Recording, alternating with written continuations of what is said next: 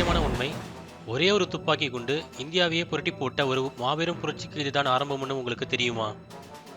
British சாம்ராஜ்யத்தையே நடுங்க வைத்த அந்த ஒரு சிப்பாய் யார்? 1857 பாரக்பூர் மைதானத்தில் நடந்தது என்ன? தன் மதத்திற்காகவும் நாட்டிற்காகவும் தூக்குக்கயிறை முத்தமிட்ட ஒரு வீரனின் கதை. மங்கள் பாண்டேவின் உண்மையான வரலாறு இதோ. இன்னைக்கு நம்ம பார்க்க போற வரலாறு இந்திய சுதந்திர போராட்டத்தின் முதல் நெருப்பு பொறி.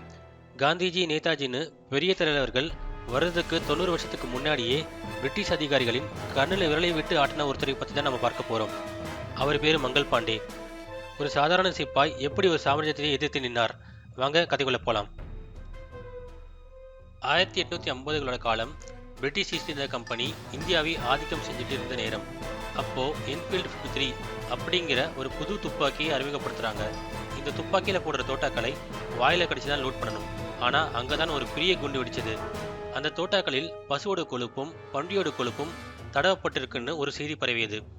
இந்துக்களுக்கு பசு தெய்வம், முஸ்லிம்களுக்கு பன்றி ஆகாத ஒரு விஷயம். இது இந்திய சிப்பாய்களோட மத உணர்வை புண்படுத்துதுன்னு அவங்க கொதிச்சு போனாங்க.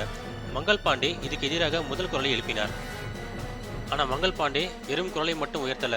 அவர் செஞ்ச ஒரு காரியம் பிரிட்டிஷ் அரசாங்கத்தையே விரல வச்சது. அது என்னன்னு தெரியுமா? ஒரு தனி மனிதன் ஒரு படையை எதிர்த்து எப்படி போராடினார்? அதை தெரிஞ்சுக்க வீடியோவை தொடர்ந்து பாருங்க.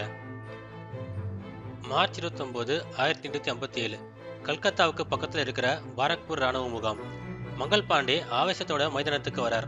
மொத்த சிப்பாய்களை பார்த்து, நம்ம மத உணர்வை இவங்க அழிக்க பார்க்கிறாங்க, எல்லாரும் எழுந்திருங்கன்னு கூப்பிடுகிறார்.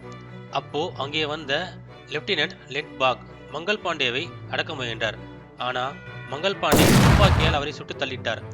இன்னொரு பிரிட்டிஷ் அதிகாரி யூசன் வந்தபோதும் அவரையும் தாக்கினார். இந்திய சிப்பாய்களிடம் மங்கள் பாண்டேவை கைது செய்ய சொன்னப்போ ஒரு இந்திய சிப்பாய் கூட கையை அசைக்கல. இதுதான் பிரிட்டிஷ் ஆட்சிக்கு கிடைத்த முதல் பெரிய அடி. கடைசியில் மங்கள் பாண்டே பிடிபட்டார். அவருக்கு தூக்கு தண்டனை விதிக்கப்பட்டது. ஏப்ரல் 18ஆம் தேதி தூக்குன்னு முடிவு பண்ணாங்க. ஆனா அவர் உயிரோடு இருந்தா புரட்சி இன்னும் பெருசாகிடும்னு பயந்து 10 நாளைக்கு முன்னாடியே, அதாவது ஏப்ரல் 8ஆம் தேதியே ரகசியமா அவரை தூக்கில போட்டாங்க.